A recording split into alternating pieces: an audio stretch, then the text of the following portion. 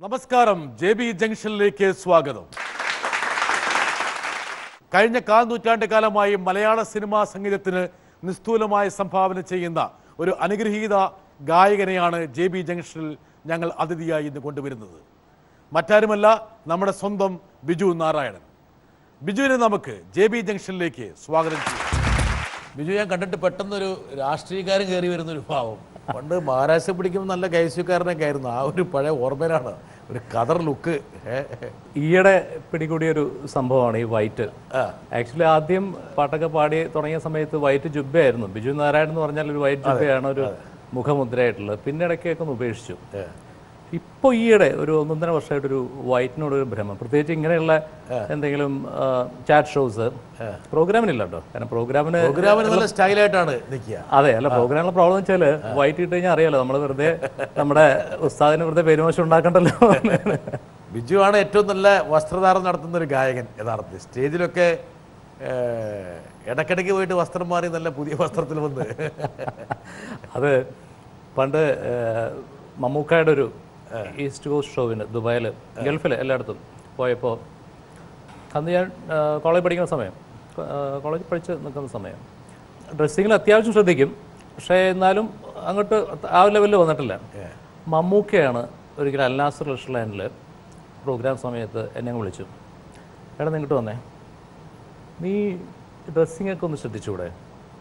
നീ കോളേജിൽ പഠിക്കണ ഈ പ്രായത്തിൽ ഇപ്പോഴൊക്കെ അല്ലേ അത് ശ്രദ്ധിക്കേണ്ടത്. പക്ഷെ അങ്ങേര് ആ സമയത്ത് ശ്രദ്ധിച്ചിരുന്നോന്ന് എനിക്കറിയില്ല.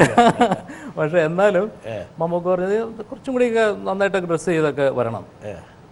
ഇത് കഴിഞ്ഞ് ട്രിപ്പ് ചെയ്യേണ്ട ഒരു 10-40, ഇത് കഴിഞ്ഞ് കോളേജ് ചെന്നപ്പോഴത്തേക്കും നമ്മളുടെ വരവ് കണ്ടപ്പോഴത്തേക്ക് ഫ്രണ്ട്സ് തന്നെ പറഞ്ഞു, ഇതിന് എന്തോ ഒരു മാറ്റം, എന്തോ സംഭവിച്ചിട്ടുണ്ട്. അവയെ പറഞ്ഞ ഇങ്ങനെ ഒരു സംഭവം ഉണ്ടായി. പക്ഷെ അത് ശരിക്കും പറയുകയാണെങ്കിൽ നമ്മൾ ഓരോരുത്തർ ഇങ്ങനെ പറയുമ്പോഴാണല്ലോ, പ്രത്യേകിച്ച് ഒരുപാട് പേര് ഈ ഷോയിൽ തന്നെ ബിജുവിനോട് ഈ വസ്ത്രധാരണത്തെ കുറിച്ച് ചോദിക്കാൻ വേണ്ടി വരുന്നുണ്ട്. അത് ശരി, നമുക്ക് ആ ഊന്നേണ്ട സമയം ഇപ്പൊ മുഴുവൻ കളയേണ്ടതൊക്കെയാണ്. ഓക്കെ. ബിജുവിന്റെ കുടുംബമാണ് ഒരു പക്ഷേ ബിജുവിനെ ഒരു ഗായകനാക്കുന്നത്. കുടുംബത്തിലെ ഒരു സംഗീത സാന്ദ്രമായിട്ടുള്ള ഒരവസ്ഥ, അതിനെ പ്രദാനം ചെയ്തുകൊണ്ട് ഒരാൾ വരുന്നുണ്ട്. നോക്കട്ടെ. ശരിക്കും ഞാനാണ് സംഗീതം പഠിച്ചിരിക്കുന്നത് വീട്ടിൽ. ബിജു അടുത്ത് വന്ന് നിന്ന് കേൾക്കാറാണ് പതിവ്. ക്ലാസിക്കൽ പഠിക്കുമ്പോൾ സാറിൻ്റെ അടുത്ത് വന്നിരുന്ന് കേട്ടിട്ട് ആ കാലമൊക്കെ ബിജുവിന് ഓർമ്മയുണ്ടാവുമല്ലോ. പിന്നെ കോമ്പറ്റീഷൻ എല്ലാ സ്ഥലത്തും ഞങ്ങൾ കൊണ്ടുപോകാറുണ്ട്. കഴിയുന്നതും ബിജു ഉള്ളിലേക്ക് വലിയാണ് പതിവാണ്. എന്നാലും ഞാനും അമ്മയും എൻ്റെ സിസ്റ്ററും ഞങ്ങളെല്ലാവരും പാട്ട് പഠിപ്പിച്ച് ബിജുവിനെ കോമ്പറ്റീഷനിലൊക്കെ പങ്കെടുപ്പിക്കാറുണ്ട്. പല സ്ഥലത്തും പ്രൈസും കിട്ടിയിട്ടുണ്ട്. ബിജു അന്നത്തെ ആ ഓർമ്മകളെല്ലാം പ്രേക്ഷകർക്ക് വേണ്ടി പറഞ്ഞാൽ നന്നായിരിക്കും. എൻ്റെ മൂത്ത സഹോദരിയാണ് ഉമ്മച്ചേച്ചിയാണ്. ഞങ്ങൾ 4 മക്കളിൽ സംഗീതം ആദ്യം തുടങ്ങി വെച്ചത് ഞങ്ങളുടെ ഫാമിലിയിൽ. അമ്മ പഠിച്ചിട്ടുണ്ട്, പാട്ട് പാടുമായിരുന്നു. ഉമ്മച്ചേച്ചിയെ പാട്ട് പഠിപ്പിക്കാൻ സാറ് വരുമ്പോൾ അത് ഇങ്ങനെ നമ്മൾ ഈ ചില സിനിമയിലൊക്കെ കാണുന്ന പോലെ ഡോറിൻ്റെ സൈഡിൽ നിന്ന് മറിഞ്ഞ് നിന്ന് കേട്ട്, അങ്ങനെയാണ് ശരിക്കും എൻ്റെ ഒരു ആദ്യത്തെ ഈ മ്യൂസിക്കിനോടുള്ള ഒരു അഭിനിവേശമൊക്കെ തോന്നുകയും ഇൻട്രസ്റ്റ് തോന്നുകയും. ആ സമയത്ത് സാറ് പോയ ശേഷം ഞാൻ ഇരുന്ന് ആ പഠിപ്പിച്ച് പ്രാക്ടീസ് ചെയ്യുമായിരുന്നു. തീർച്ചയായിട്ടും ഇതെല്ലാം നല്ല ഓർമ്മകൾ തന്നെ. കാരണം എന്ന് വെച്ചാൽ എന്നെ സംബന്ധിച്ചോളം നമ്മൾ ഈ ആ ഒരു കാലഘട്ടത്തിൽ ആ ഒരു ഫൗണ്ടേഷൻ എന്ന് പറയുന്ന ആ ഒരു സംഭവം ഒരിക്കലും മറക്കില്ല. ചേച്ചി മാത്രമല്ല, ചേച്ചിയുടെ ഹസ്ബൻഡും ഈ പറഞ്ഞ പോലെ എന്നെ ഒരുപാട് ഹെൽപ്പ് ചെയ്തിട്ടുണ്ട്. അദ്ദേഹം സിംഗറാണ്, രണ്ടുപേരും സിംഗേഴ്സാണ്. അപ്പോൾ ചേച്ചി ഒരുപാട് കാര്യങ്ങൾ പറഞ്ഞു തന്നിട്ടുണ്ട്. ഈ ഒരു സംഭവത്തിന് ശേഷം ചിന്നു ചേച്ചി എന്ന് പറഞ്ഞാൽ ഞങ്ങളുടെ വളരെ പ്രായമായിട്ടുള്ളൊരു ചേച്ചി ഉണ്ടായിരുന്നു. അവർക്ക് 50-55 വയസ്സുണ്ട്. ചേച്ചിയെടുത്ത് പിന്നെ അമ്മ വിട്ടു മ്യൂസിക് പഠിക്കാനായിട്ട്. കാരണം ഇവരിങ്ങനെ വിട്ടാൽ പറ്റില്ല, കുറച്ചൊരു മ്യൂസിക് സെൻസ് ഉണ്ട് എന്നിട്ട് ചേച്ചി ആണ് ബേസിക് ലെസൺസ് ഒക്കെ പഠിപ്പിച്ചു തന്നിട്ട്. അപ്പം ചേച്ചിയും ചേച്ചിയുടെ ഭർത്താവും അളിയനും ഒരേപോലെ തന്നെ ബിജുവിനെ പ്രോത്സാഹിപ്പിച്ചിട്ടുണ്ട്. തീർച്ചയായിട്ടും ഒരൊറ്റ നല്ല നമുക്ക് അളിയനെ കൂടെ കൊണ്ടുവരാൻ. ഹായ് ബിജു. ഭാവം, രാഗം, ലയം, അതിനോടൊപ്പം തന്നെ ശുദ്ധ മലയാളത്തിലുള്ള ഉച്ചാരണ ശുദ്ധി, ഇതെല്ലാം ചേർന്ന് അനുഗ്രഹിച്ച ഒരു ഗായകനാണ് ബിജു. ഒരുപാട് ഹൈറ്റ്സിലേക്ക് ബിജു ഇനി എത്തണം സംഗീതത്തിൽ. അതിനോടൊപ്പം തന്നെ എനിക്കൊരു ചോദ്യം ചോദിക്കാനുണ്ട്. ഇത്രയും കഴിവുള്ള ഒരു വ്യക്തിക്ക് വളരെ എളുപ്പമായി ഒന്നുകൂടി ശ്രമിക്കണം, നന്നായി ശ്രമിക്കണം, അഭ്യസിച്ച് കുറച്ചുകൂടെ പഠിക്കണം, ഒരു നല്ലൊരു കർണാടക സംഗീത കച്ചേരി ചെയ്യാൻ ചെയ്യണം എന്നാണ് എൻ്റെ ഒരു വലിയ ആഗ്രഹം. ആ ആഗ്രഹം ഇപ്പോൾ സാധിച്ചു തരും. അളിയൻ്റെ ചോദ്യം, കർണാടക സംഗീതത്തിൽ ഒരു കച്ചേരി നടത്തി ഒന്നും കൂടെ കുറച്ചും കൂടി ഒരു ഡിസിപ്ലിൻ ആയിക്കൂടെ എന്നുള്ളത്. പക്ഷേ ഞാനത് പരിശോധിച്ച് നോക്കിയപ്പോൾ ഇത് അളിയൻ മാത്രമല്ല, ബിജുവിനെ സ്നേഹിക്കുന്ന മറ്റ് പല ആൾക്കാരും അവരുടെ മനസ്സിലും ആദ്യം പൊട്ടിമുളയ്ക്കുന്ന ചോദ്യം ഇതാണ്. വരട്ടെ, അവരും കൂടെ വരട്ടെ. എനിക്ക് ബിജുവിനോടായിട്ട് പറയേണ്ടത്, ഇപ്പോൾ 10-20 വർഷമായിട്ട് ഫിലിമിൽ പാടി നല്ല പ്രശസ്തിയും പേരും പദവിയും ഒക്കെ കിട്ടി, പല അവാർഡും കിട്ടിയിട്ടുണ്ട്. എന്നാൽ എൻ്റെ ഒരു ആഗ്രഹം ശാസ്ത്രീയ രംഗ കച്ചേരിയിൽ സ്റ്റേജിൽ വരണം എന്നെനിക്ക് അതിയായ ആഗ്രഹമുണ്ട്. നിൽക്കുന്നില്ല, ഇനിയും ഒരുപാട് പേര് വരട്ടെ. എനിക്ക് ബിജുവിൻ്റെ ഏറ്റവും രസകരമായ ക്വാളിറ്റി എന്താ വെച്ചാൽ, പൊതുവെ നമ്മൾ ഈ ഫീൽഡിൽ കലാകാരന്മാരുടെ ഇടയിൽ നമ്മളൊരാളെ ഇൻട്രൊഡ്യൂസ് ചെയ്ത് കഴിഞ്ഞാൽ പിന്നെ അവരെക്കുറിച്ചൊന്നും സ്മരിക്കുന്നത് വളരെ അപൂർവമാണ്. ബിജുവിൻ്റെ ഏറ്റവും വലിയ ക്വാളിറ്റി എനിക്ക്, ഞാൻ പല വേദികളിലും പല ഇൻ്റർവ്യൂസിലും ഞാൻ ബിജു എന്നെക്കുറിച്ച് പറയും. എൻ്റെ പേര് പറയാൻ വേണ്ടി ഞാൻ പറയല്ല, പൊതുവെ നമ്മളുടെ ഫീൽഡിൽ ഇല്ലാത്ത ഒരു പ്രത്യേകത ബിജുവിൻ്റെ സ്വഭാവത്തിൽ ഞാൻ കണ്ടിട്ടുണ്ട്. എനിക്ക് വളരെയധികം ഇഷ്ടപ്പെട്ടൊരു സവിശേഷതയാണത്. എനിക്ക് വേണം വളരെയധികം കാലം ബിജു കർണാടക സംഗീതം പഠിച്ചിട്ടുണ്ട്. ബിജു നന്നായിട്ട് പഠിക്കണം, കാരണം നല്ലൊരു ശബ്ദം കിട്ടിയതുകൊണ്ട് അതിനെ ഉപയോഗപ്പെടുത്തുക. കഴിയുമെങ്കിൽ ഇപ്പോഴും അതിനുള്ള പ്രായമൊന്നും അധികമായിട്ടില്ല, ശാസ്ത്രീയ സംഗീതത്തിൽ കുറച്ചുകൂടി ശ്രദ്ധിച്ച് ഒരു കർണാടക സംഗീത കച്ചേരി കൂടി എറണാകുളത്ത് അരങ്ങേറണം എന്നൊരു ആഗ്രഹം എനിക്കുണ്ട്. ബിജുവിൻ്റെ സംഗീത ജീവിതം എല്ലാ വിധത്തിലും ഐശ്വര്യപൂർണ്ണമാവട്ടെ എന്ന് ഞാൻ നേർന്നുകൊള്ളുന്നു. 3 പേരാണ് ഈ പറഞ്ഞ പോലെ ബിജുവിൻ്റെ ശാസ്ത്രീയ സംഗീത ധാരയെ വരവേക്കാൻ വേണ്ടി കാത്തിരിക്കുന്നത്. ഒന്ന് സഹോദരിയുടെ ഭർത്താവ്, പിന്നെ 2 ഗുരുക്കളായിട്ടുള്ള ആൾക്കാർ. നമുക്കൊരു ഡേറ്റ് ഫിക്സ് ചെയ്ത് പോകണോ ബിജു? ആദ്യം മൃദനലോ ബെനിച്ചേട്ടൻ, പിന്നെ എൻ്റെ ഗുരു ആര്യനാട് സദാശിവൻ സാറ്, പിന്നെ TS രാധാകൃഷ്ണജി.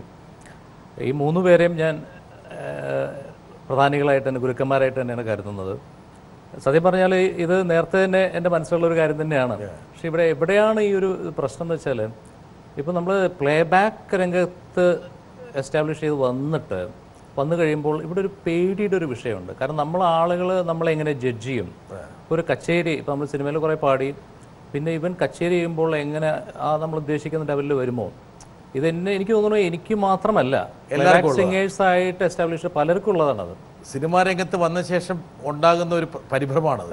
കാരണം ആളുകളെങ്ങനെ നമ്മളെ വിലയിരുത്തുന്നുള്ള പേടി തന്നെയാണ് സത്യം.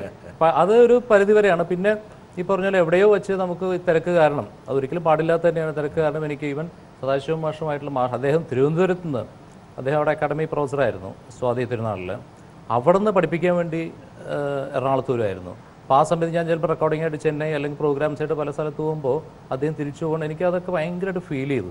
കാരണം ഞാൻ തന്നെ അങ്ങനെ പിന്നെ ഇടയ്ക്ക് നിർത്തി. കാരണം അദ്ദേഹത്തെ പോലെ വലിയൊരു ആൾ ഈ ഒരു ഏജിൽ വന്നിട്ട് ട്രിവാൻഡ്രത്ത് എറണാകുളം വരെ വന്നിട്ട് ചിലപ്പോൾ വല്ലപ്പോഴൊക്കെ ഞാൻ ഇല്ലാതെ വരുന്നതെന്ന് പറയുമ്പോഴത്തേക്ക് എനിക്ക് തന്നെ സെൽഫായിട്ടൊരു അങ്ങനെയാണ്. സിനിമാ രംഗത്ത് സാധാരണ ഇതിലല്ല, അല്ലെങ്കിൽ ഇങ്ങനെ ഗാനരംഗത്ത് ഗായകരംഗത്ത് അങ്ങനെ ഗുരുക്കന്മാരെ ഓർക്കലൊക്കെ വളരെ അപൂർവമാണ്. പക്ഷേ ബിജുവിൻ്റെ കാര്യത്തിൽ അങ്ങനെ പറയേണ്ട കാര്യം അങ്ങനെ ഉണ്ടോ? ബിജു വന്ന വഴി ഒരിക്കലും മറക്കാറില്ല. അതിപ്പോൾ ഫിലിമാണെങ്കിലും കാസറ്റാണെങ്കിലും ഏതൊരു അവസരം ആര് തന്നാലും അവരെ സ്മരിക്കാറുണ്ട്. അതിപ്പോൾ നമ്മൾ ആൾക്കാർ സ്മരിക്കാറില്ലെന്നാണ് മൂപ്പർ പറഞ്ഞു വെക്കുന്നത്. ഇപ്പോൾ രാജേഷിൻ്റെ അനുഭവമായിരിക്കാം ചിലപ്പോൾ. അത് എന്നും പറയാൻ ഞാൻ ആളല്ല. മറിച്ച് എനിക്ക് തോന്നുന്നു എൻ്റെ ഒരു ക്വാളിറ്റിയിൽ ഒന്ന് ചിലപ്പോൾ അതൊക്കെ ആയിരിക്കാം. കാരണം ഗുരുക്കന്മാരെ അതെ, ഗുരുക്കന്മാരുടെ നിന്ന് ഏറ്റു കഴിഞ്ഞാൽ പിന്നെ നമ്മൾ എവിടെ എത്താൻ പോകുന്നില്ല. സ്കൂൾ കാലഘട്ടത്തിൽ എനിക്ക് തോന്നുന്നു അന്ന് തന്നെ സ്കൂളിലെ എല്ലാ മത്സരങ്ങളിലും ബിജു സജീവമായിട്ടുണ്ടായിരുന്നു. അതെ അതെ അതെ. ആ കാലഘട്ടത്തിൽ ഒരു മത്സരത്തിൽ പാടിയ പാട്ട് നമുക്ക് തുടങ്ങിയാലോ? തീർച്ചയായിട്ടും.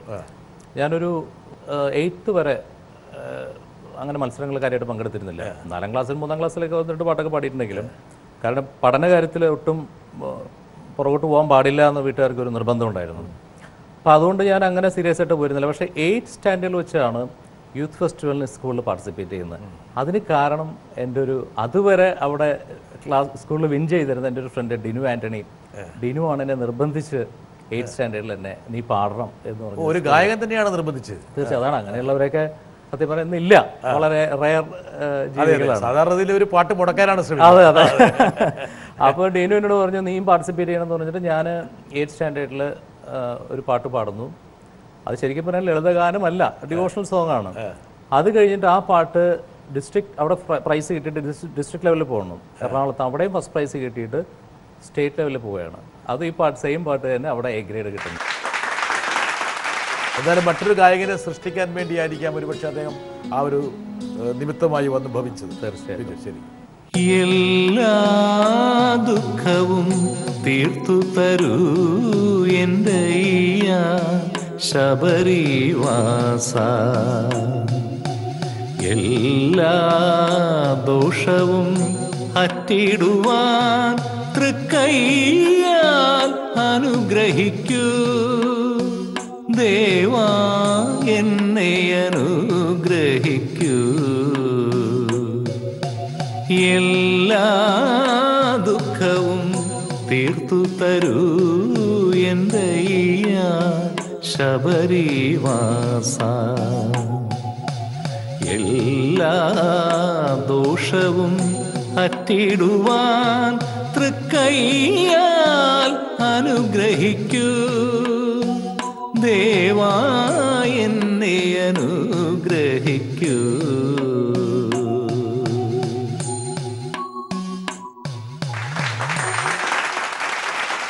ഒരു മനോഹരമായ ഭക്തികാരത്തോടെയാണ് ജൈത്രയാത്ര ആരംഭിച്ചത്. അതെ അതെ, പിന്നീട് എനിക്ക് തോന്നുന്നു ബിജു ഒരുപാട് ഭക്തിഗാനങ്ങൾ പാടിയിട്ടുണ്ട്.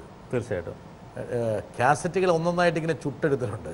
പ്രീ ഡിഗ്രി മുതൽ തന്നെ റെക്കോർഡിംഗ് ഫീൽഡിൽ വളരെ നേരത്തെ തന്നെ ഈ ഫീൽഡിൽ വന്നൊരാളാണ്. അപ്പോൾ ആദ്യം കോറസ് പാടിയിട്ട്, അതിവിടെ ആദ്യത്തെ ഒരു കോറസ് എന്ന് പറയുകയാണെങ്കിൽ ഒരു ഡിവോഷണൽ ആൽബത്തിന് വേണ്ടിയാണ്. പ്രശസ്ത വയലിനിസ്റ്റ് റെക്സ് മാഷിൻ്റെ ഒരു വർക്കായിരുന്നു. അപ്പോൾ എൻ്റെ ഒരു സുഹൃത്ത് ശ്രീ രാജേഷ്, അദ്ദേഹമാണ് എന്നെ വിളിച്ച് പറയുന്നത്. അങ്ങനെ പോയി ഒരു 2 പാട്ടിന് ഒരു 4 വയലിൻ കണ്ട് പാടി. ആദ്യത്തെ പ്രതിഫലം പാടുകയും ചെയ്തു, പ്രതിഫലം കിട്ടി. ആദ്യം റെക്കോർഡിങ്ങിന് കിട്ടുന്ന പ്രതിഫലമാണ് 75 രൂപ. 75 രൂപ 150 രൂപ തന്നു. രാജേഷ് 75 രൂപ എടുത്തു, എനിക്കും 75 രൂപ കിട്ടി. അതാണ് ആദ്യത്തെ പ്രതിഫലവും, റെക്കോർഡിങ്ങിന് കിട്ടുന്ന പ്രതിഫലവും ആദ്യത്തെ ഒരു എക്സ്പീരിയൻസ്. അന്ന് എന്നാണ് പഠിച്ചുകൊണ്ടിരിക്കുകയായിരുന്നു? 89 സമയത്ത്. 89. അപ്പം 88-89 വിദ്യാർത്ഥി ജീവിതം കഴിഞ്ഞുള്ളൂ. വിദ്യാർത്ഥി ആ ഒരു സമയത്താണ്. യൂണിവേഴ്സിറ്റിയിൽ ഫസ്റ്റ് ആയിരുന്നല്ലേ? യൂണിവേഴ്സിറ്റിയിൽ 3rd കിട്ടിയിട്ടുണ്ട്, 2nd കിട്ടിയിട്ടുണ്ട്, ഡിഗ്രിക്ക് പഠിക്കുമ്പോൾ ഫസ്റ്റും കിട്ടിയിട്ടുണ്ട്. ആ പാട്ട് നമുക്കൊന്ന് പാടിയത്. വിശ്രുതമാകും ഭൂപാളഭംഗിയിൽ വിശ്വം ലയിക്കുമേ ഉഷകാലത്തിൽ. വിശ്രുതമാകും ഭൂപാളഭംഗിയിൽ വിശ്വം ലയിക്കുമേ ഉഷകാലത്തിൽ. വിമലദലങ്ങളിൽ ഹരിശ്രീ കുറിച്ചു നീ വിടരൂ മനസ്സിൽ പ്രിയതാമരേ. വിശ്രുതമാകും ഭൂപാളഭംഗിയിൽ വിശ്വം ലയിക്കുമേ ഉഷകാലത്തിൽ.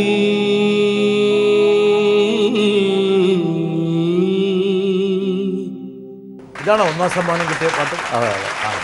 PS രാധാകൃഷ്ണജിയാണ് എൻ്റെ സംഗീതം, ചിറ്റൂർ ഗോപിയാണ് എഴുതിയിരിക്കുന്നത്. കോളേജിലേക്ക് വന്ന് പാട്ടും കൂടെ തുടങ്ങിയപ്പോൾ ബിജു അങ്ങോട്ട് മാറിയ മൊത്തത്തിൽ ഒരു കൊഴുത്തോ? അല്ല, കോളേജിൽ തീർച്ചയായിട്ടും പാടുമ്പോൾ ഉണ്ടാവുന്നൊരു ഫ്രണ്ട്സിൻ്റെ അല്ലെങ്കിൽ എന്താ പറയുക, മൊത്തത്തിലുള്ള ഒരു അപ്രീസിയേഷൻ ആ കാലഘട്ടത്തിലുണ്ടായിരുന്നു. ഒരു പുതിയ ലോകത്തിലേക്കാണ് അവൻ പ്രവേശിക്കുന്നത്. കോളേജിലേക്ക് പ്രവേശിച്ചു, അതിനോടൊപ്പം തന്നെ ബിജു ഒരു സുന്ദരൻ കൂടിയല്ലേ? പിള്ളേർക്കെല്ലാം അന്ന് വലിയ സൗന്ദര്യമൊന്നുമില്ല, ഒന്നുമില്ല. എന്തൊരു എളിമയാണെന്ന് ബിജുവിന്. സൂപ്പർ സ്റ്റാർ ആക്കണമെന്ന് പറയാൻ വേണ്ടി ചില ആൾക്കാർ വരുന്നുണ്ട്.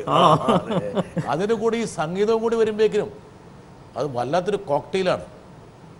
അതിൽ പലരും പെട്ടുപോകാനുള്ള സാധ്യതയുണ്ട്. അതിലൊരാൾ പെട്ടുപോയി, അയാൾ വീട്ടിലിരിപ്പുണ്ട്. ശ്രീലത അല്ലേ? അതെ, ശ്രീലത. ഏത് പാട്ടിലാണ് ശ്രീലതനെ മയക്കിയത് ബിജു?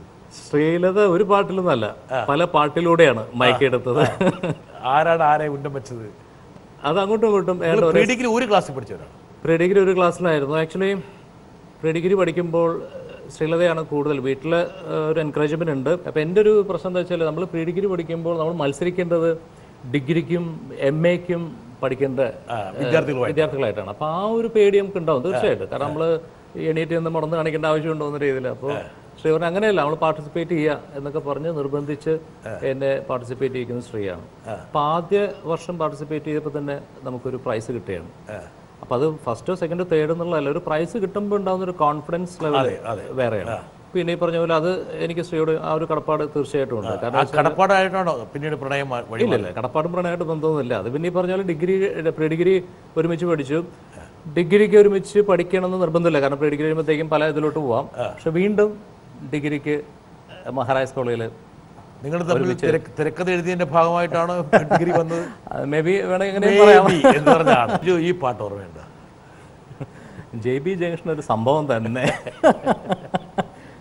എങ്ങനെ മറക്കാൻ സാധിക്കും? എങ്ങനെ പറ. ശ്രീക്ക് ഇഷ്ടപ്പെട്ട, വളരെ ഇഷ്ടപ്പെട്ട ഒരു ഗാനങ്ങളൊന്നാണ്. പ്രീ ഡിഗ്രി വെച്ച് തന്നെ പ്രണയം ആരംഭിച്ചു, അതെയോ ഡിഗ്രിയിലേക്ക് കയറിയിട്ടാണ് പ്രണയം ആരംഭിക്കുന്നത്? പ്രീ ഡിഗ്രി തുടങ്ങിയല്ലേ? പ്രീ ഡിഗ്രി മുതലാണ്. ഭാഗ്യവശാൽ ഡിഗ്രിക്കും ഒരുമിക്കാൻ സാധിച്ചു. അതിനുശേഷം ശ്രീലത ലോ അക്കാഡമിയിൽ LLBക്ക് പോയി. അത് കഴിഞ്ഞ് വന്നിട്ട് ഞങ്ങൾ രണ്ടുപേരും എഗെയിൻ MA മഹാരാജാസ് കോളേജ് ചേർന്നു. പഹയന്മാര് തന്നെയാണ്. അങ്ങനെ MA കഴിഞ്ഞിട്ടായിരുന്നു വിവാഹം. 98-ലായിരുന്നു വിവാഹം. നീണ്ട പ്രണയമായിരുന്നു. അതെ അതെ അതെ. ആരാണ് പിന്നെ ബിജു ആദ്യം പ്രപ്പോസ് ചെയ്തത്? മുട്ടുകുത്തിയെന്ന് പൂവെല്ലാം കൊടുത്തോ? ഇല്ല, അങ്ങനെ ഒരു ഓർമ്മ സത്യം പറഞ്ഞാൽ എനിക്ക് ഇല്ല. അങ്ങനെ എന്താ വെച്ചാൽ ഞാൻ ആക്ച്വലി കോളേജ് പഠിക്കുമ്പോൾ പോലെ തന്നെ തിരക്കെന്ന് വെച്ചാൽ പ്രീ ഡിഗ്രി കഴിയുമ്പോഴത്തേക്കും ഭവിച്ചു. കാരണം തിരക്ക് ഒക്കെ ആയിരുന്നു. അതുകൊണ്ട് എനിക്ക് ഈ പറഞ്ഞ പോലെ നമ്മൾ സാധാരണ കോളേജ് പ്രണയം പോലെ ഒന്നും കളിക്കാനുള്ള സമയം ഉണ്ടായിട്ടില്ല. കാരണം ക്ലാസ്സിൽ വരുന്നതിന് വളരെ അപൂർവമാണ്. കാരണം ഡിഗ്രി കഴിയുമ്പോഴത്തേക്കും തന്നെ സിനിമയെ പാടി അത് കാസറ്റുകളും പൊളിറ്റിക്സ് ഒക്കെ ആയിട്ട് ഇറങ്ങിയിരുന്നില്ലേ? പൊളിറ്റിക്സ് ഉണ്ടായിരുന്നു. അത് പൊളിറ്റിക്സ് എൻ്റെ മനസ്സിലുള്ളതല്ല, നമ്മൾ പിടിച്ച് നിർത്തി എന്നുള്ളതാണ് സത്യം. അന്ന് വോട്ട് കിട്ടാൻ വേണ്ടി എന്തൊക്കെയോ ഏതോ കണ്ണീർ പോവോ എന്നൊക്കെ പറഞ്ഞ് പാട്ടൊക്കെ പാടി ക്ലാസ്സിൽ ഒരുപാട് സംഘത്തടിച്ച് നടന്നു എന്നോട് ഒരാൾ പറഞ്ഞു. പഠിച്ച ഒരുപാട് ഗാനങ്ങൾ പാടിയിരുന്നു. കാരണം ആ ഒരു കാലഘട്ടത്തിലെ ഹിറ്റ് ഗാനങ്ങളും പിന്നെ വോട്ട് കിട്ടാൻ വേണ്ടി നമ്മൾ എന്ത് ചെയ്യും. അതെ അതെ, അല്ലെങ്കിൽ പാടിയില്ലെങ്കിലും വോട്ടിന് വേണ്ടി എത്ര പാട്ട് വേണം പാടിക്കൊടുക്കും, ആർക്ക് വേണമെങ്കിലും. രസകരമായ ഒരു കാലഘട്ടമായിരുന്നു. തീർച്ചയായിട്ടും. ഞാൻ എപ്പോഴും എൻ്റെ ഫ്രണ്ട്സിനോട് അല്ലെങ്കിൽ മറ്റുള്ളവരോട് പറയാറുണ്ട്, എറണാകുളത്ത് മഹാരാജാസ് കോളേജിൽ പഠിക്കാൻ സാധിച്ചു എന്നുള്ളതാണ് എൻ്റെ ലൈഫിലെ ഏറ്റവും വലിയ കാര്യം. കാരണം ഒരു പക്ഷേ ഇല്ലായിരുന്നെങ്കിൽ ഒരുപക്ഷെ നമ്മൾ തന്നെ ഇങ്ങനെ ഒരു വേദിയിലൊന്നും കണ്ടുമുട്ടില്ലായിരുന്നു. കാരണം അത്രയേറെ കലാകാരന്മാർക്ക് എന്താ പറയുക, ഒരുപാട് വളക്കൂറുള്ള ഒരു മണ്ണാണ് മഹാരാജാസ്. കേരളത്തിൻ്റെ കലാലയ എന്ന ചക്രവാളത്തിലേക്ക് ഒരുപാട് സംഭാവനകൾ ചെയ്തൊരു കോളേജാണ്. അതെ അതെ അതെ. ബിജു ഡിവോഷണൽ, എനിക്ക് തോന്നുന്നു ഭക്തിഗാനങ്ങൾ ബിജുവിൻ്റെ ഒരു വലിയൊരു തട്ടകമായിരുന്നു.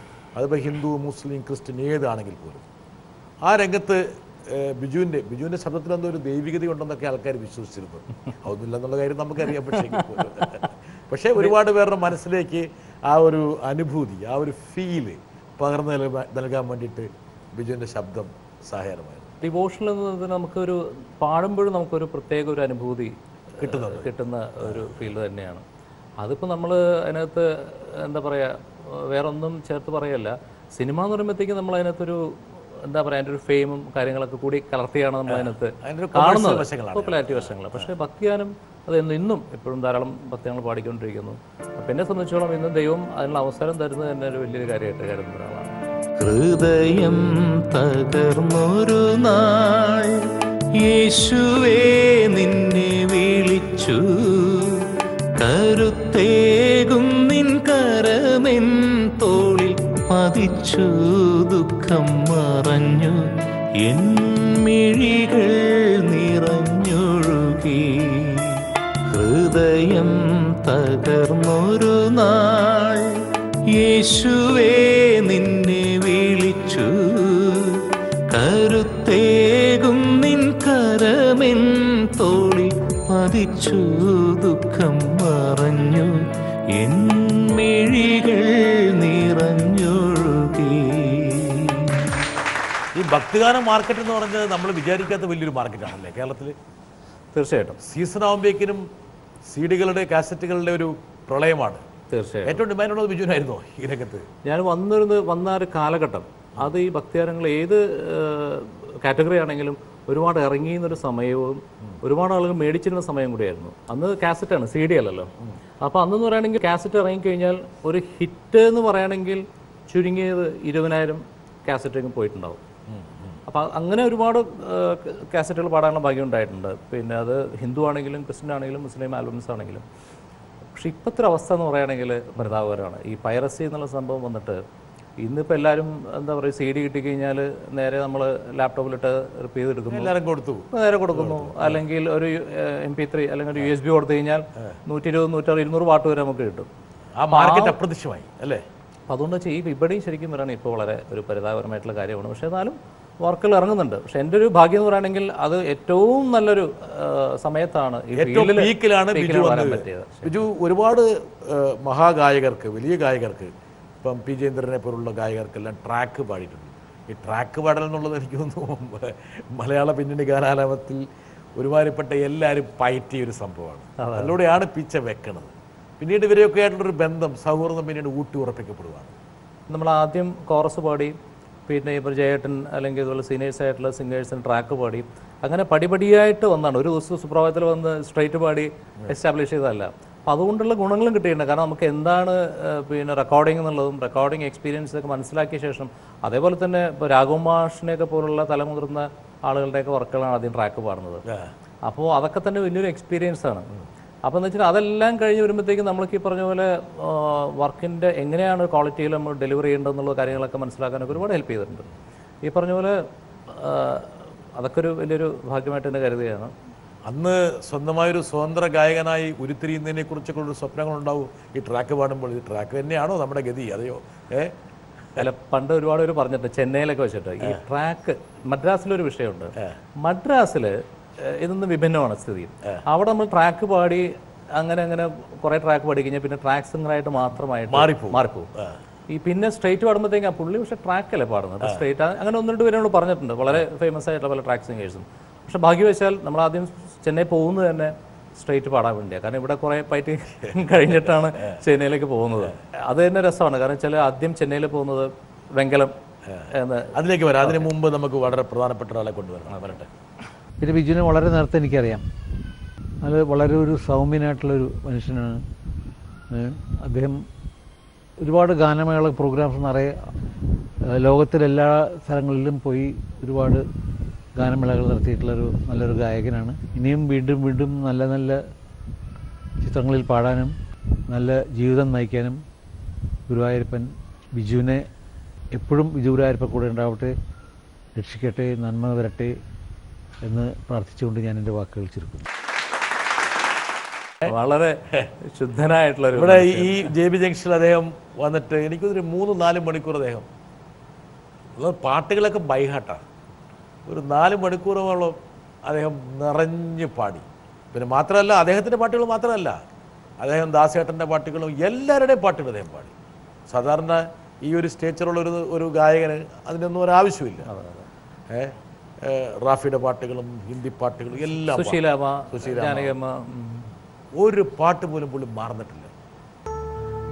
ജയേട്ടനെ പോലൊരു മഹാഗായകന് വേണ്ടി അദ്ദേഹത്തിൻ്റെ ഒരു പാട്ട് ബിജു പാടുമ്പോൾ തീർച്ചയായിട്ടും ഹർഷബാഷ്പം തൂകി വർഷപഞ്ചമി വന്നു ഇന്ദുമുഖി ഇന്നുരാവിൽ എന്തു ചെയ്യൂ നീ, എന്തു ചെയ്യൂ നീ. ഹർഷബാഷ്പം തൂകി വർഷപഞ്ചമി വന്നു ഇന്ദുമുഖി ഇന്നുരാവിൽ എന്തു ചെയ്യൂ നീ, എന്തു ചെയ്യൂ നീ.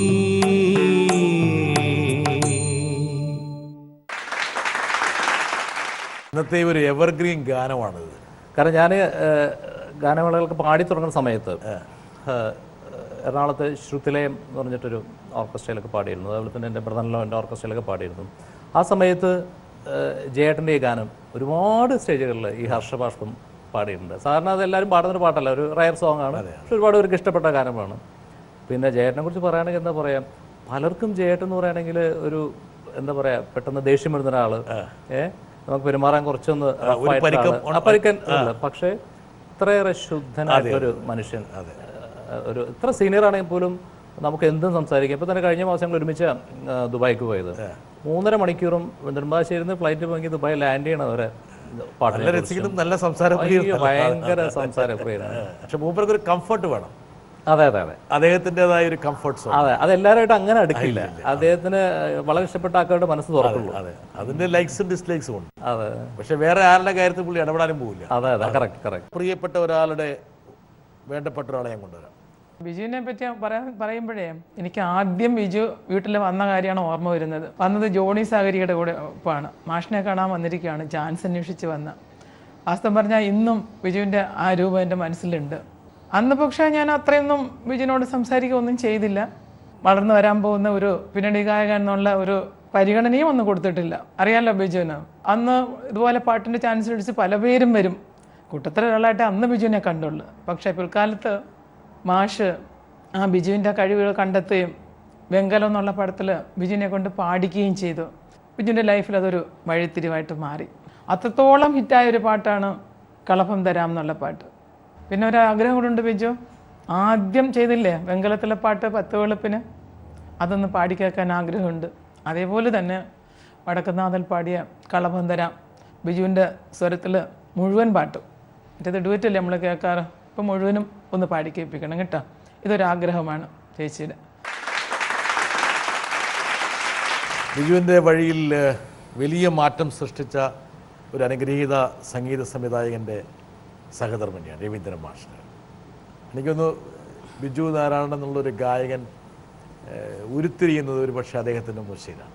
അദ്ദേഹം ഒന്ന് കറക്കിയപ്പോഴാണ് ബിജു കറക്കി തുടങ്ങിയത്. അതല്ലെങ്കിൽ ഈ പറഞ്ഞ ട്രാക്കിലും ഭക്തിഗാനത്തിലുമൊക്കെ അങ്ങ് പോയേനെ. തീർച്ചയായിട്ടും എനിക്കൊന്ന് അവർ സംസാരിക്കുമ്പോൾ വളരെ അഭിമാനത്തോടെയാണ് ബിജുവിനെ കുറിച്ച് പറയുന്നത്. എൻ്റെ ലൈഫിൽ ഏറ്റവും വലിയൊരു വഴിത്തിരിവാണ് വെങ്കലം എന്ന സിനിമയിൽ പാടാൻ സാധിച്ചത്. ശ്രീ ജോണി സാഗരിയാണ് അതിൻ്റെ ഓഡിയോ റൈറ്റ് എടുക്കുന്നത്. അദ്ദേഹത്തിൻ്റെ ആദ്യത്തെ ഫിലിമാണ് ഓഡിയോൻ്റെ. അപ്പോൾ അതിനു മുമ്പ് ഒന്നാം തിരുപ്പടി എന്ന് പറഞ്ഞിട്ട് Ayyappan cassette full album Vayalar Sarachandravarma എഴുതി TS രാധാകൃഷ്ണജി സംഗീതം പകർന്ന ഒരു ആൽബം അദ്ദേഹമാണ് പ്രൊഡ്യൂസ് ചെയ്തത്. അപ്പോൾ ഫിലിമിൻ്റെ റൈറ്റ് ഓഡിയോ റൈറ്റ് കിട്ടിയപ്പോൾ ശ്രീ ജോണി സാഗരിയ പറഞ്ഞു അതിലൊരു പാട്ടുണ്ട്, അപ്പോൾ അത് ചെന്നൈയിൽ ആരെയും കൊണ്ട് പഠിപ്പിച്ചാൽ മതി, അത് ഫില്ലറായിട്ട് വരുള്ളൂ.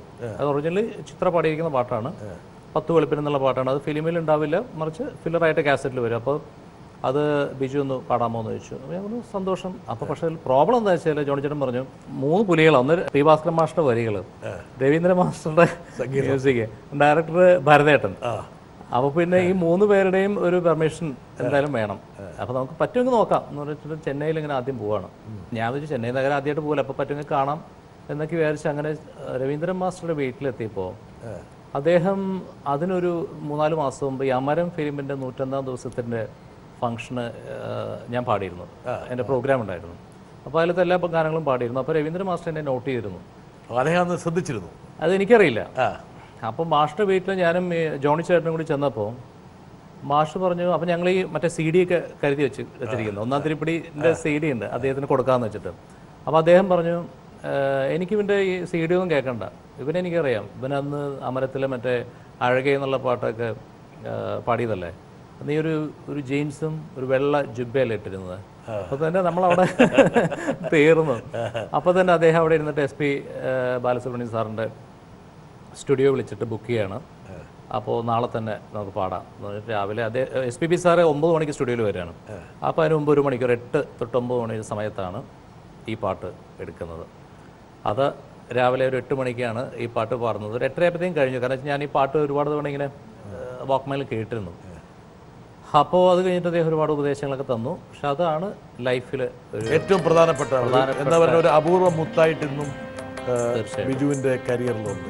ബിജു വിൽവാദ്രിനാഥൻ പള്ളിയുണരുമ്പോൾ പഞ്ചമി ചന്ദ്രന് പാലൂട്ട്, വിൽവാദ്രിനാഥൻ പള്ളിയുണരുമ്പോൾ പഞ്ചമി ചന്ദ്രന് പാലൂട്ട്, വള്ളുവ നാട്ടിലെ സുന്ദരി പെണ്ണിന് കല്ലടിക്കോട്ടുന്ന കല്യാണം, 10 വെളുപ്പിന് മുറ്റത്ത് നിക്കണ് കസ്തൂരി മുല്ലയ്ക്ക് കാതുകുത്ത്, എൻ്റെ കസ്തൂരി മുല്ലയ്ക്ക് കാതുകുത്ത്, പത്തു വെളുപ്പിന് മുറ്റത്ത് നിക്കണ് കസ്തൂരി മുല്ലയ്ക്ക് കാതുകുത്ത്, എൻ്റെ കസ്തൂരി മുല്ലയ്ക്ക് കാതുകുത്ത്. ഒരു സൂപ്പർ പാട്ടായിട്ട് ഇന്ന് നിലനിൽക്കുകയാണത്. ഒരുപാട് പാട്ടുകൾ വന്നു പോയെങ്കിൽ പോലും ഈ പാട്ടിൻ്റെ ഒരു എന്താ പറയുക ഒരു സൗന്ദര്യം അതിലൊരു യാതൊരുവിധ പോറൽ വെച്ചിട്ടില്ല. ഒരാൾ വരട്ടെ. ബിജുവേട്ടനായിട്ടുള്ള എൻ്റെ സൗഹൃദം തുടങ്ങുന്നത് കുറേ വർഷങ്ങൾക്ക് മുമ്പാണ്. ശരിക്കും പറഞ്ഞാൽ സംഗീത സംവിധായകനൊക്കെ ആകുന്നതിന് മുമ്പേ എനിക്ക് നല്ലൊരു അടുപ്പമുണ്ടായിരുന്നു ബിജുവേട്ടനായിട്ട്. അതിനേക്കാൾ ഉപരി ഞാനും ബിജുവേട്ടനുമായിട്ട് സഹകരിക്കുന്നത് ശരിക്കും പറഞ്ഞാൽ ബിജുവേട്ടൻ എന്നെ രവീന്ദ്ര മാഷ്ട പേരിലുള്ള ആ ട്രസ്റ്റിന് ഒരു പങ്കാളിയാകാൻ അല്ലെങ്കിൽ അതിൻ്റെ ഒരു ഭാഗമാകാൻ എന്നെയും കൂടി വിളിക്കുമ്പോഴാണ്. ബിജുവേട്ടൻ്റെ കരിയറിൽ ബിജുവേട്ടൻ്റെ ഗുരുനാഥനായി വന്ന ഒരാളാണ് രവീന്ദ്ര മാഷ്. അപ്പോൾ ആ മാഷോടുള്ള സ്നേഹം അത് പ്രകടിപ്പിച്ചത് കാലം ചരിത്രം ഓർത്ത് വയ്ക്കുന്ന വലിയൊരു പ്രസ്ഥാനമാക്കി അതിനെ മാറ്റിക്കൊണ്ടാണ്. അതിനെക്കുറിച്ചുള്ള ബിജുവേട്ടൻ്റെ കാഴ്ചപ്പാടുകൾ എന്തായിരുന്നു? രതീഷ് വേഗ ട്രസ്റ്റ് ഫോം ചെയ്യുന്നത് നമ്മുടെ രമേശ് നായർ, സിസ്റ്റർ രമേശ് ചേട്ടനും കൂടി ചേർന്നിട്ടാണ്. അദ്ദേഹം പിന്നെ ഞങ്ങൾ 5 പേര്, അധികം പേരില്ല, ശോഭ ചേച്ചി ഉൾപ്പെടെ 5 പേരാണ് അതിനകത്തുള്ളത്. മാസ്റ്റർ ആഗ്രഹമായിരുന്നു ഒരു സ്കൂള്, മ്യൂസിക് സ്കൂൾ തുടങ്ങാമെന്നുള്ളത്. ആ സമയത്ത് തന്നെ അദ്ദേഹത്തിൻ്റെ കാലഘട്ടം തുടങ്ങണമെന്നുണ്ടായിരുന്നു. പക്ഷേ അപ്രതീക്ഷിതമായിട്ട് ദൈവം നമ്മളെ വിട്ടുപിരിഞ്ഞു പോയി അദ്ദേഹം. പക്ഷേ എങ്കിലും ആ ഒരു ആഗ്രഹം പൂർത്തീകരിക്കാൻ വേണ്ടിയുള്ളൊരു ശ്രമത്തിലാണ്. പക്ഷേ അത് ഈ പറഞ്ഞ പോലെ ട്രസ്റ്റ് ഉണ്ടെന്ന് മാത്രമേ ഉള്ളൂ. വളരെ നല്ല രീതിയിൽ പോകാൻ സാധിക്കുന്നുള്ളതാണ് സത്യമാണ്. കാരണം ട്രസ്റ്റിൻ്റെ കാരണം ഒരുപാട് പരിമിതികളുണ്ട്. പക്ഷേ എങ്കിൽ പോലും സമയത്തിന് വേണ്ടി നിങ്ങൾ ചെലവഴിക്കേണ്ടത് തീർച്ചയായിട്ടും. പിന്നെ മാത്രമല്ല എങ്കിൽ പോലും ട്രസ്റ്റിൻ്റെ വലിയൊരു ഷോ 2 വർഷവും എറണാകുളത്ത് ഉണ്ടായി. ദാസേട്ടൻ ഉൾപ്പെടെയുള്ള ആളുകൾ വന്ന് സഹകരിച്ചിട്ടുള്ള ദാസേട്ടനാണ് ശരിക്കും ഇനീഷ്യേറ്റീവ് എടുത്ത പ്രോഗ്രാം ചെയ്യുന്നത്. ബാക്കി എല്ലാ സിംഗേഴ്സും, ചിത്ര ചേച്ചി, സുജാത ചേച്ചി ഉൾപ്പെടെ എല്ലാ സിംഗേഴ്സും വന്നിട്ടൊരു ഗംഭീരമായിട്ടുള്ളൊരു ട്രസ്റ്റിൻ്റെ പ്രോഗ്രാം എറണാകുളത്ത് നടക്കുകയുണ്ടായി. ആ ഒരു പ്രോഗ്രാം എന്ന് പറയുകയാണെങ്കിൽ നമുക്കൊരിക്കലും മാഷയുടെ ഫാൻസിന് ഒരിക്കലും മറക്കാൻ സാധിക്കാത്തൊരു പ്രോഗ്രാം തന്നെയായിരുന്നു. ബിജു, ഈ വെങ്കലത്തെ പാട്ടിന് ശേഷം പിന്നണി ഗാനരംഗത്ത് ബിജു ഒരു അറിയപ്പെടുന്നൊരു വ്യക്തിത്വമായി. ഒരു ഗായകൻ എന്ന പേരിൽ പേരെടുത്തു. ആൾക്കാർ ബിജുവിനെ അംഗീകരിച്ചു തുടങ്ങി. ഇപ്പോൾ ദാസേട്ടനാണേലും ജയേട്ടനാണേലും അവർക്കൊക്കെ ബിജുവിനെ രജിസ്റ്റർ ചെയ്തു. അങ്ങനെയാണല്ലോ നമ്മൾ പറയാം. മാറ്റി നിർത്താൻ പറ്റാത്തൊരു ആ ഓർബിറ്റിലേക്ക് വന്നു. പിന്നീട് ഒരുപാട് സിനിമകൾ വന്നു. എനിക്കൊന്ന് മാന്ത്രികത്തിലൊരു പാട്ട് അല്ലേ, SP വെങ്കടേഷിനായിരുന്നു അല്ലേ? വെങ്കലം കഴിഞ്ഞിട്ട് ശരിക്കും പറയുകയാണെങ്കിൽ ഏതാണ്ട് 1 വർഷം അധികം പാടിയിരുന്നില്ലെന്നാണ് സത്യം. പിന്നീട് കാരണം അതിനകത്തുള്ള സംബന്ധിച്ചിട്ടുണ്ട് ഒന്നാമത്തെ അന്നും ഇന്നുമുള്ള എൻ്റെ ഏറ്റവും വലിയൊരു പ്രോബ്ലം എന്ന് വെച്ചാൽ ഈ ചാൻസ് ചോദിച്ച് പലരുടെയും അടുത്ത് പോകാനുള്ളൊരു മടിയും വേറെ ഒന്നും കൊണ്ടല്ല, എന്തിനാ അവരെ ബുദ്ധിമുട്ടിക്കണേ എന്നുള്ള അതൊരു സ്ഥായിയായിട്ടുള്ളൊരു ഭാവമാണ്. പക്ഷേ പിന്നീട് അത് കഴിഞ്ഞിട്ട് റോയ് പി തോമസ് എന്ന് പറഞ്ഞ ഭരതേട്ടൻ്റെ ആർട്ട് ഡയറക്ടറായിരുന്നു. അദ്ദേഹം ദൂരദർശനിൽ എൻ്റെ ഒരു പാട്ട് കേട്ടപ്പോൾ, കോളേജ് പഠിക്കുന്ന സമയത്ത് കേട്ടപ്പോൾ അദ്ദേഹത്തിൻ്റെ വൈഫിനോടും ഫ്രണ്ട്സിനോടും പറഞ്ഞു, ഞാൻ എന്തെങ്കിലും ഒരു സിനിമ എടുക്കുകയാണെങ്കിൽ, ഡയറക്റ്റ് ചെയ്യുകയാണെങ്കിൽ ഈ പയ്യന് ഒരു ചാൻസ് കൊടുക്കുന്നു. അപ്പോൾ അത് അദ്ദേഹം കുറേ കഴിഞ്ഞ് വെങ്കലം കഴിഞ്ഞ് ഒരു വർഷം കഴിഞ്ഞിട്ട് പാവം ഐ വാച്ചൻ എന്ന് പറഞ്ഞിട്ടൊരു ഫിലിം നമ്മുടെ ഇന്നസെൻ്റ് ഏട്ടനും ജഗതി ചേട്ടനും കൂടി ചേർന്ന് അഭിനയിച്ചൊരു ഫിലിം എടുത്തു. ഒരു തമാശ ചിത്രം, ആ ഒരു കോമഡി ഫിലിമായിരുന്നു. അപ്പോൾ അതിലദ്ദേഹം അങ്ങനെ ഓർത്ത് ചെയ്യുന്നവരൊക്കെ വളരെ റെയറാണ് ഇൻഡസ്ട്രിയിൽ. അദ്ദേഹം വിളിച്ചതിലൊരു പാട്ട് തരികയുണ്ടായി. അതൊരു കോമഡി സോങ് ആയിരുന്നു. അങ്ങനെ ശരിക്കും പറയുകയാണെങ്കിൽ ഫിലിമിൽ ആദ്യമായിട്ട് എൻ്റെ സ്ക്രീനിൽ എൻ്റെ ശബ്ദം ആദ്യമായിട്ട് കേൾക്കുന്നത് ഈ പാവം ഐ വാച്ചനിലൂടെയാണ്. അതിനുശേഷം പിന്നീട് ഒരുപാട് അവസരങ്ങൾ, അനിയൻ ബാവ, ചേട്ടൻ ബാവ, ആദ്യത്തെ കൺമണി, പുതുക്കോട്ടയിലെ പുതുമണവാളൻ, സൂപ്പർമാൻ, ദില്ലിവാല, അങ്ങനെ ഒരുപാട് സിനിമകൾ അങ്ങോട്ട് പാടാൻ തുടങ്ങി. മാത്രമല്ല അന്നത്തെ ഏറ്റവും വലിയ സംബന്ധിച്ചാൽ SP വെങ്കടേഷ് സാറാണ് ഏറ്റവും കൂടുതൽ സിനിമകൾ ചെയ്യുന്നത്. ഇപ്പം മലയാളത്തിലൊരു വർഷം 100 സിനിമ ഇറങ്ങിയാൽ 40-45 സിനിമകളും വെങ്കടേഷ് സാറായിരിക്കും. അപ്പോൾ അദ്ദേഹത്തിൻ്റെ ഒരുപാട് ഗാനങ്ങൾ പാടാൻ തുടങ്ങി. കാരണം അത് ആദ്യമായിട്ട് പാടുന്നത് അനിയൻ ബാവ ചേട്ടൻ ബാവയിലാണ്. അപ്പോൾ അതിലെ പാട്ട് കേട്ട് അത് ഈ പറഞ്ഞ പോലെ ഒരു രാശി എന്നുള്ള സംഭവം ഉണ്ടല്ലോ, ഫിലിം കയറി ഹിറ്റ് ആയി കഴിഞ്ഞാൽ സ്വാഭാവികമായിട്ടും എല്ലാവരും പിന്നെ പറഞ്ഞാൽ എല്ലാം സൂപ്പർ ഹിറ്റുകളാണ്. പാടുന്ന അടുത്ത പടം സൂപ്പർ ഹിറ്റ്, ആദ്യത്തെ കൺമണി, പിന്നെ എല്ലാം പുതുക്കോട്ടയിലെ, അങ്ങനെ പിന്നെ അങ്ങനെ വന്നാണ് മാന്ത്രികം എന്ന സിനിമ വരുന്നത്. ഈ മാന്ത്രികത്തിനെ സംബന്ധിച്ചാൽ മാന്ത്രികത്തിൻ്റെ റെക്കോർഡിങ് നടക്കുന്ന സമയത്ത് എനിക്കൊരു അമേരിക്കൻ ട്രിപ്പ് വന്നു. അപ്പോൾ എൻ്റെ ഫസ്റ്റ് ട്രിപ്പാണ്. അതിനകത്ത് ചെറിയൊരു വിഷയം എന്താ വെച്ചാൽ കുറച്ച് പേര് ആദ്യം പോയി അമേരിക്കയിൽ. അപ്പം ഞാൻ പിന്നീടാണ് പോകുന്നത്. അപ്പം ഞാൻ ആ പോകുന്ന സമയത്ത് കോൺസുലേറ്റ് ചെന്നപ്പോഴത്തേക്കും ബാക്കിയുള്ളവർ ആദ്യം പോയപ്പോഴത്തേക്ക് എന്തുകൊണ്ട് അവരോടൊപ്പം പോയില്ല എന്ന് പറഞ്ഞിട്ട് എനിക്ക് വിസ അങ്ങ് റിജക്റ്റ് ചെയ്തു. ഫസ്റ്റ്. ആ റിജക്റ്റ് ചെയ്തെങ്കിലും എനിക്ക് പിന്നീടൊരു ഗുണം എന്താ വെച്ചാൽ ആ സമയത്ത് അത് പോയിരുന്നെങ്കിൽ ഒരു പക്ഷേ മാന്ത്രികത്തിൽ പാടാൻ പറ്റില്ലായിരുന്നു. പോവാത്തത് കൊണ്ട് മാന്ത്രികത്തിൽ കേളി വിപിനം എന്നുള്ളൊരു സൂപ്പർ ഹിറ്റ് സോങ് പാടാൻ നമുക്ക് ആ പാട്ടൊന്ന് പാടിയാലോ? കേളി വിപിനം വിജനം അജുബ അജുബ മേലേ ഇരുളും ഗഗനം അജുബ അജുബ മണ്ണിൽ നിശതൻ നിറകലികകളോ അജുബ കണ്ണിൽ കനവിൻ കതിർമലരുകളോ വിരിവൂ അജുബ അജുബ കേളി വിപിനം വിജനം മേലേ ഇരുളും ഗഗനം.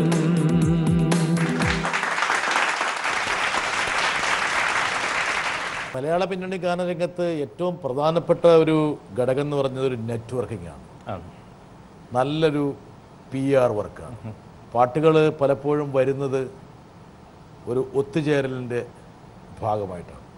തിരിഞ്ഞു നോക്കുമ്പോൾ ബിജു കുറച്ച് ഗാനങ്ങൾ കിട്ടി, പക്ഷേങ്കിൽ ചില ഗാനങ്ങൾ ഇല്ലാതെ പോയത് അല്ലെങ്കിൽ ചില വിടവുകൾ അവിടെ വന്നത് എന്തെങ്കിലും ചെറിയ കുറവുണ്ടോ ബിജുവിന്? സത്യമാണ്. കാരണം നമ്മുടെ ഇൻഡസ്ട്രി എന്ന് പറയുകയാണെങ്കിൽ നമ്മൾ പറയും ഈ കരയുന്ന കുഞ്ഞിനെ പാലുള്ളൂ എന്നുള്ളൊരു അവസ്ഥയാണ്, എസ്പെഷ്യലി പ്രത്യേകിച്ച് ഈ ഒരു 8-10 വർഷമൊക്കെ ആയിട്ട്. പിന്നെ നമ്മൾ തന്നെ നമുക്ക് PR വർക്ക് നന്നായിട്ട് ചെയ്താൽ മാത്രമേ, ഇപ്പോൾ നമ്മൾ എത്ര നല്ല സിംഗറാണെന്നോ അല്ലെങ്കിൽ എത്ര പാട്ട് പാടിയിട്ടുണ്ട് എന്നുള്ളതൊന്നും ഈ ഫീൽഡിലൊരു വിഷയമല്ല. പാട്ട് മാത്രമല്ല, ഏത് ഫീൽഡാണെങ്കിൽ പോലും. അപ്പോൾ ആ കാര്യത്തിൽ ഞാൻ വളരെ PR വർക്കിൽ മോശമാണ്. ഞാനും വിചാരിക്കുന്നത് വെച്ചാൽ ഇവർ ഇത്രയും അവസരം എനിക്ക് തന്നല്ലോ, പിന്നെ ഞാൻ വിളിച്ച അവരെ ബുദ്ധിമുട്ട് ശരിയാണെന്നാണ്. എനിക്കൊന്ന് 98 ശേഷം ഒരു 3-4 വർഷം ബിജു തിളങ്ങി നിൽക്കുകയായിരുന്നു. തീർച്ചയായിട്ടും അതിന് 92-93 മുതൽ വേണ്ട ഒരു ആ ഒരു 5-6 വർഷക്കാലം 10 വർഷം വരെ 10-12 വർഷത്തോളം ഒരുപാട് പിടിച്ചു തന്നു. അത് ഈ പറഞ്ഞാൽ ദൈവം സഹായിച്ചിട്ടില്ല. ഒരു സിംഗർ വരുമ്പോഴത്തേക്കും കുറെ ഹിറ്റുകൾ വരുമ്പോഴത്തേക്കും നാച്ചുറലി ഇപ്പം നമ്മൾ വിളിക്കേണ്ട ആവശ്യമില്ല, അവസരങ്ങൾ നമ്മളെ തേടി തന്നെ എത്തും. അപ്പം അങ്ങനെ പാടിയിട്ടുള്ളതാണ് ശരിക്കും പറയുകയാണെങ്കിൽ ബാക്കിയുള്ള എല്ലാ സിനിമകളും ഒക്കെ തന്നെ. ആ ഒരു കാലഘട്ടത്തില് നല്ലൊരു പാട്ട് എനിക്കൊന്ന് സമ്മർ ഇൻ ബെത്ലഹേമിലെ ഒരു പാട്ടായിരുന്നു അല്ലേ? പക്ഷെ ഈ ഘട്ടത്തിൽ എനിക്ക് തോന്നുന്നു ബിജുവിന് പ്രത്യേകിച്ച് നെറ്റ്വർക്കിംഗ് ഒന്നും ഇല്ലെങ്കിലും പാട്ടുകൾ ഇങ്ങനെ വന്ന് കുത്തി ഒഴുകിക്കൊണ്ടിരുന്നു. ഇങ്ങനെ തീർച്ചയായിട്ടും ദാസേട്ടൻ, ജയേട്ടൻ, MG ശിവകുമാറെല്ലാം കഴിഞ്ഞാൽ ഏറ്റവും കൂടുതൽ പാട്ടുകൾ കിട്ടിയിരുന്ന ഒരു യുവഗായകനായിട്ട് ബിജു മാറി. അതൊരു ഭാഗ്യമായിട്ട് കരുതുകയാണ്, അതൊരു നിമിത്തമായിട്ട് കരുതുകയാണ്. അല്ല, വളരെ രസകരമായ ഒരു സംഭവം എന്ന് വെച്ചാൽ ഈ ടെലിവിഷനിൽ ഈ താരോദയങ്ങൾ ഉണ്ടാകുന്നതിന് മുമ്പുള്ള കാലഘട്ടത്തിലാണ് നിങ്ങൾക്ക് വന്നത്. അതെ അതെ അതെ അതെ. ടെലിവിഷനിൽ ഇൻസ്റ്റന്റ് പോപ്പുലാരിറ്റി എന്നുള്ള സാധനം പലരെയും ഗായകരാക്കിയിട്ടുണ്ട്. പക്ഷെ അതിന് തൊട്ട് മുമ്പ് വന്ന ഒരു ജനറേഷനാണ്. അതെ അതെ നിങ്ങളുണ്ട്. അതെ അതെ. അതിനൊരു മെച്ചമുണ്ടോ അതെയോ അത് മോശമായിരുന്നു? അതെ, നല്ല ചോദ്യമാണ്. കാരണം മെച്ചമാണ് മോശമാണ്. മോശം എന്ന് പറയാൻ കാരണം വെച്ചാൽ അന്ന് ഈ പറഞ്ഞ പോലെ ചാനൽ ഞാൻ പാടുന്ന സമയത്ത് മറ്റ് പ്രൈവറ്റ് ചാനൽസ് ഒന്നുമില്ല, ദൂരദർശൻ മാത്രമേ ഉള്ളൂ പാടുന്ന സമയത്ത്. അപ്പോഴുള്ള പ്രോബ്ലം എന്ന് വെച്ചാൽ നമ്മൾ ഈ പാടുന്ന പാട്ടുകൾ, ഇന്നാണ് ഒരു പാട്ട് പാടിക്കഴിഞ്ഞാൽ നിരവധി ചാനലുകളിലൂടെ ആ സോങ്സ് നിരവധി സമയം നമ്മുടെ ചെവിയിലെത്തുകയാണ്. അന്ന് നമുക്ക് എന്താ പറയുക, റേഡിയോ അല്ലെങ്കിൽ CD, കാസറ്റോ CD ഒക്കെ ഒരുപാട് പോവായിരുന്നു. അതും മേ ബി ഇതുകൊണ്ടായിരിക്കാം. അപ്പോൾ അങ്ങനെ ഒരു ഗുണം എൻ്റെ ഒപ്പം ഉണ്ട്. പിന്നെ അതിലൊക്കെ ഉപരി ഞാൻ എപ്പോഴും എൻ്റെ ഫ്രണ്ട് സർക്കിളിനോട് പറയും, അന്ന് ഈ ഫീൽഡിൽ വരാൻ സാധിച്ചതും അല്ലെങ്കിൽ അതൊക്കെ തന്നെയാണ് എൻ്റെ ഏറ്റവും വലിയൊരു പ്ലസ് പോയിന്റും. അതിന് ഞാൻ ദൈവത്തോട് നന്ദി പറയാനുണ്ട്. കാരണം എന്താ വെച്ചാൽ അന്ന് വന്നുകൊണ്ടാണ് ഇന്ന് നമ്മുടെ ശബ്ദം തിരിച്ചറിയുകയും ഇത്രയധികം വർക്കുകളും അല്ലെങ്കിൽ CDസും കാസറ്റും ഇത്രയധികം ഷോസൊക്കെ ചെയ്യാൻ സാധിക്കുന്നത്. മറിച്ച് ഇന്നത്തെ ഒരു കാലഘട്ടത്തിൽ വന്നിട്ടുണ്ടെങ്കിൽ ഈ ഒരു കുത്തൊഴുക്കിൽ എന്താ പറയുക, കുറച്ച് പ്രളയമാണ് ഇവിടെ, വേണം പാടുമായിരിക്കാം കുറച്ച്, പക്ഷെ എന്നാലും അതിന് ഈ പറഞ്ഞ പോലെ ഒരു ലിമിറ്റ് ഉണ്ട്. ഒരു സ്ഥായിയായിട്ടുള്ള ഒരു ഗായകൻ എന്നുള്ള ഒരു പരിവേഷം ബിജുവിന് കിട്ടുന്നത് ഒരു പക്ഷേ ഈ വലിയൊരു മഹാപ്രളയം ആരംഭിക്കുന്നതിന് മുമ്പ് വന്നുകൊണ്ടാണ്. തീർച്ചയായിട്ടും. ഇന്ന് 1-2 പാട്ട് കഴിഞ്ഞ് ആൾക്കാർ അപ്രത്യക്ഷമായി പോവുകയാണ്. തീർച്ചയായിട്ടും. പക്ഷേ ഒരു പാട്ട് കൊണ്ട് വേണമെങ്കിൽ ഇൻസ്റ്റന്റ് പോപ്പുലാരിറ്റി കിട്ടുന്നവരുമുണ്ട്, അഡ്വാൻറ്റേജ് ഉണ്ട്.